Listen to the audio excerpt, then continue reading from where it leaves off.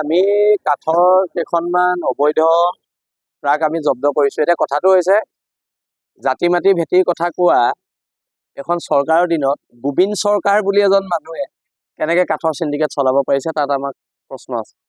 আৰু এটা কথা একদম স্পষ্ট, অসমৰ ৰাজহ অসম চৰকাৰে পাব লাগিব।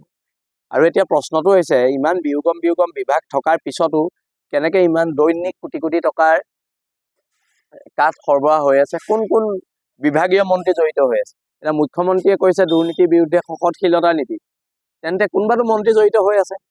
আৰু নহলে গোবিন চৰকাৰে কোন মন্ত্ৰীক সপ্তাহে 10 কোটি টকা দি আছে, আমাক তাক লৈ প্ৰশ্ন আছে। আৰু গোবিন চৰকাৰে কেনেকে সাহস কৰিলে উজনি অসমৰ মাজেদি তেওঁ কাঠৰ চিণ্ডিকেট কৰিবলৈ। এতিয়া কথাটো হৈছে গোবিন চৰকাৰক যদি কেতিয়াবা বিলাসী থানা সৈনিকে পায় তেতিয়া কিন্তু উত্তম মধ্যম ঘূৰাব, সেইটো একদম স্পষ্ট কথা। আৰু অসম চৰকাৰৰ ৰাজহৰ ক্ষেত্ৰত আমাৰ খিলঞ্জীয়া মানুহে পাবলগীয়া প্ৰাপ্যৰ ক্ষেত্ৰত কোনো ধৰণৰ আপোচ কৰা নহ'ব। আৰু তাৰ উপৰি বন ধ্বংস এক ইয়াত কম্পিটিশ্যন চলিছে, বন ধ্বংসৰ কম্পিটিশ্যন চলিছে, পাৰিবাৰিক পাৰ্শ্বিকতা নাইকিয়া কৰাৰ চেষ্টা কৰা হৈছে। আৰু তাৰ বিপক্ষে বিলাসী থানা নামৰ এটা শক্তিয়ে যুঁজিছে আৰু অনাগত দিনত আমি যুঁজি যাম। আৰু গোবিন চৰকাৰক গ্ৰেপ্তাৰ কৰি হিমন্ত বিশ্ব শৰ্মা ডাঙৰীয়াক সৎ সাহস দেখুৱাওক। আৰু আমি থকালৈকে অবৈধ কাঠৰ এখনো গাড়ী এফালেদি পাৰ হৈ যাব দিয়া নহয়। অৰুণাচলৰ পৰা আহিছে বুলি আমাক কালি ড্ৰাইভাৰে জনাইছে।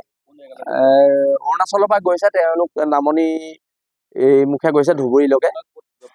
আমি ভটিয়াপাৰ অঞ্চলত জব্দ কৰি বৰ্তমান জয়সাগৰ আৰক্ষী জিম্মাত আছে। আমি এতিয়া শিৱসাগৰ বন বিভাগক গৈ পেলাই আমি এখন কাগজ দিম, আমি এখন দাবী পত্ৰ জনাম। আৰু যাতে কোনো কাৰণত, এতিয়া কথাটো হয় কি একো কাগজ পত্ৰ নথকা গাড়ীবিলাক যেতিয়া কোনোবাই জব্দ কৰে, জব্দ কৰাৰ দুদিন পিছতে কাগজ পত্ৰ ওলাই যায়। আমাৰ প্ৰশ্ন হৈছে জব্দ কৰাৰ দুদিন পিছত কেনেকে কাগজ পত্ৰ ওলায়, আমাৰ সেইটোক লৈ প্ৰশ্ন আছে।